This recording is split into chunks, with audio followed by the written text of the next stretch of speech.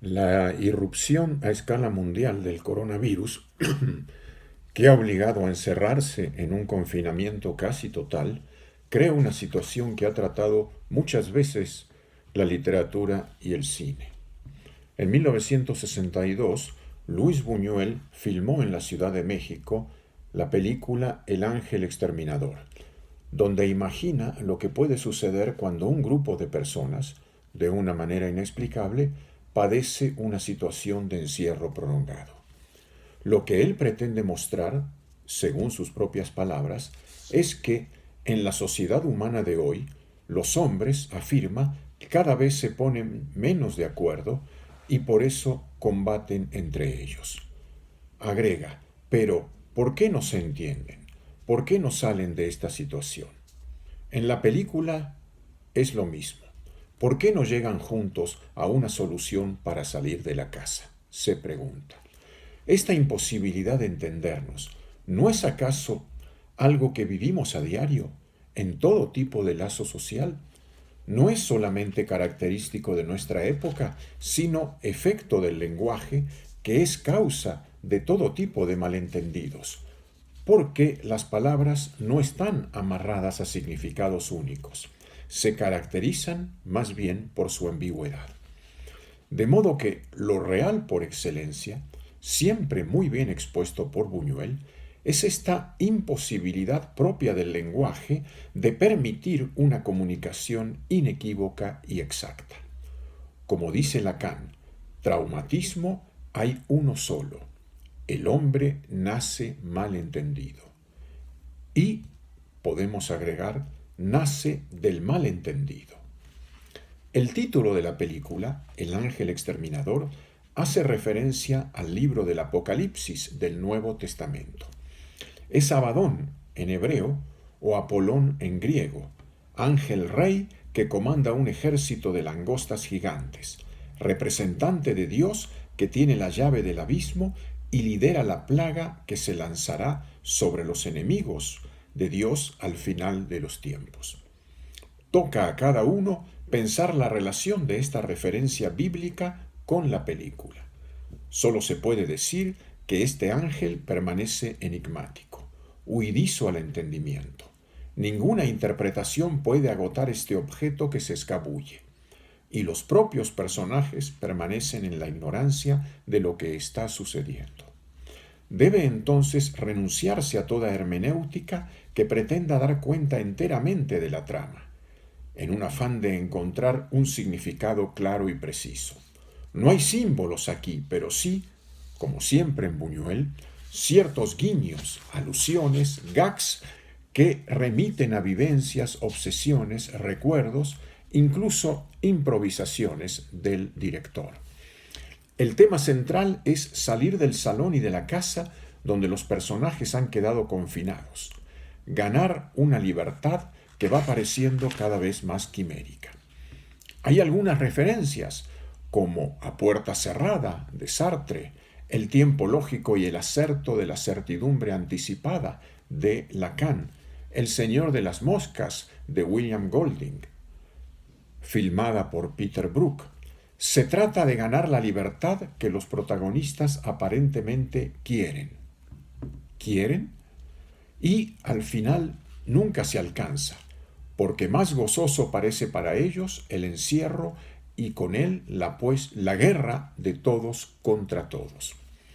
Gozoso porque en el encierro reaparece intensamente la paranoia, lo primordialmente paranoico del lazo con el otro, lo que explica que, más que salir del encierro donde permanecen como verdaderos náufragos, los personajes parecen pugnar por evitar que los otros salgan, así como buscar culpables de esta situación más que hallar la salida. De hecho, algunos de ellos toman claramente el papel de perseguidos, acusando a otros de perseguidores.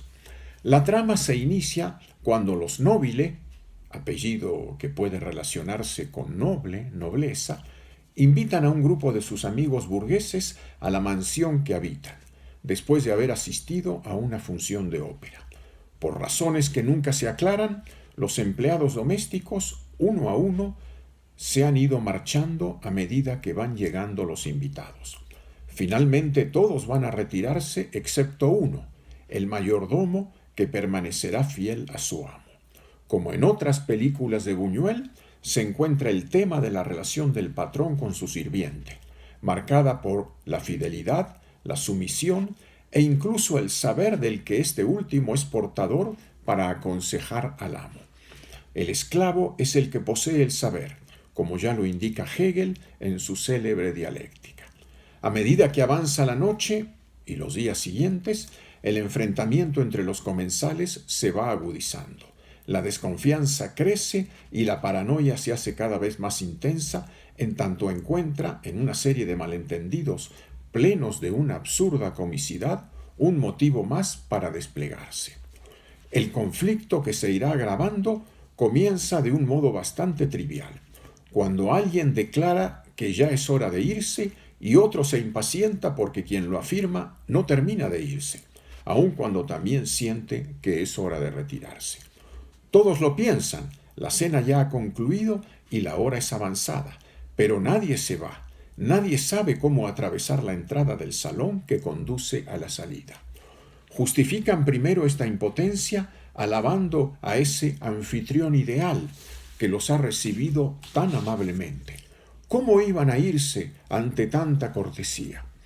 Pero no pasará mucho tiempo para que empiecen a percibir a este anfitrión como alguien que es más bien molesto y, finalmente, culpable de lo que está pasando. Entonces, varios de ellos querrán hacerlo el chivo expiatorio para sacrificarlo. No existe razón que les impida salir. Este es el componente surrealista o tal vez muy realista en el sentido de lo real de la obra.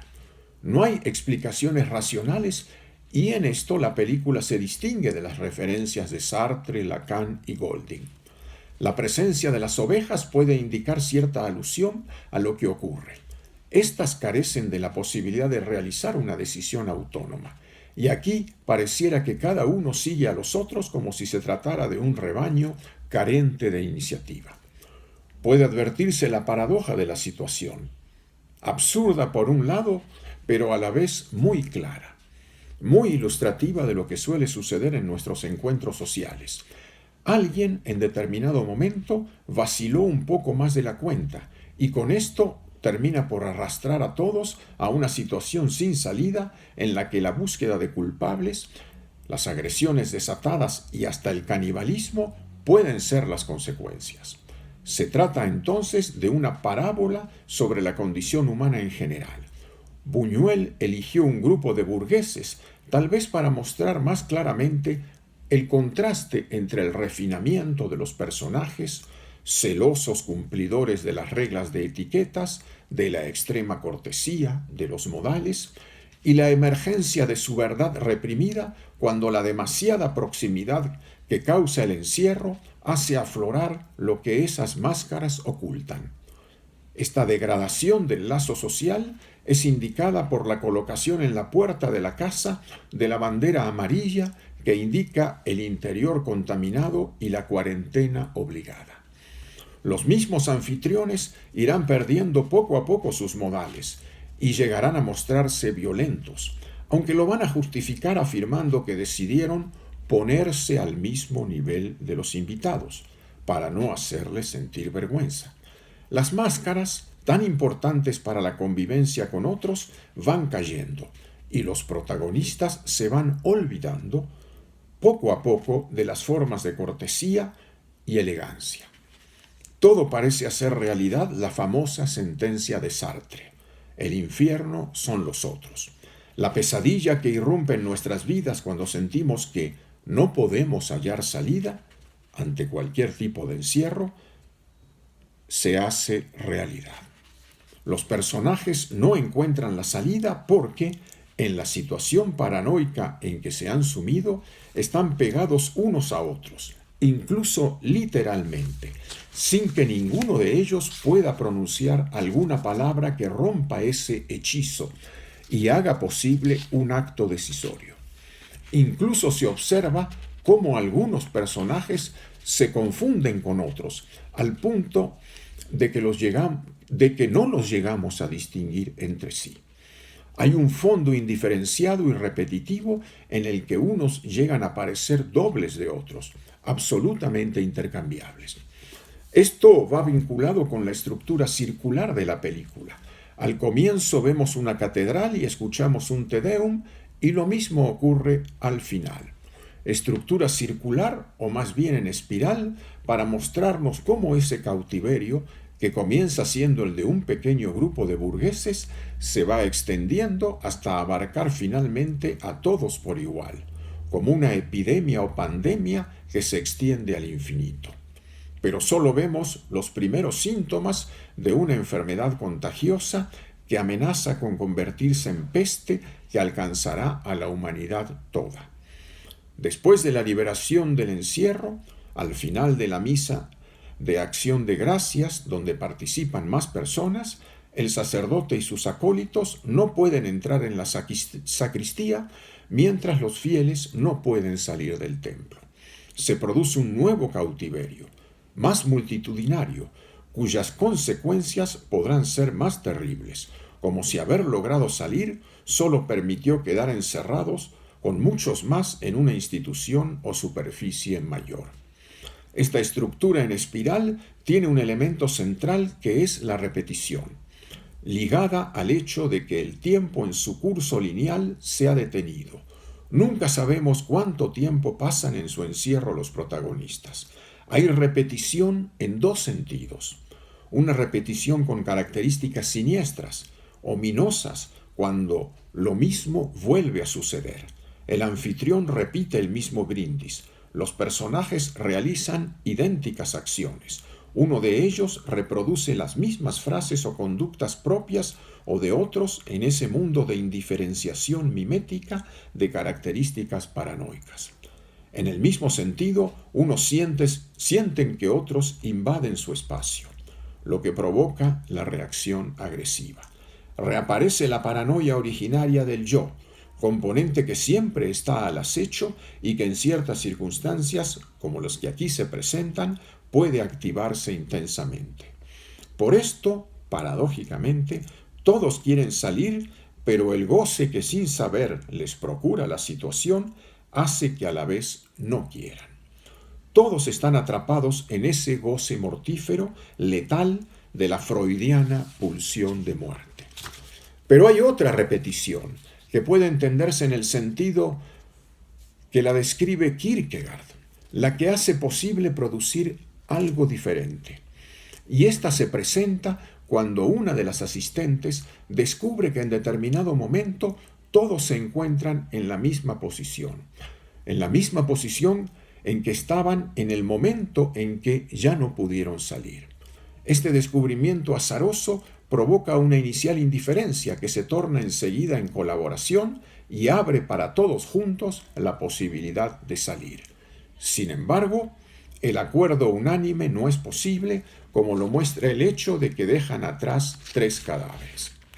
Logran salir finalmente, pero para que solo unos días después, como para mostrarnos la fragilidad y provisoriedad de los acuerdos, quedan atrapados en un nuevo encierro.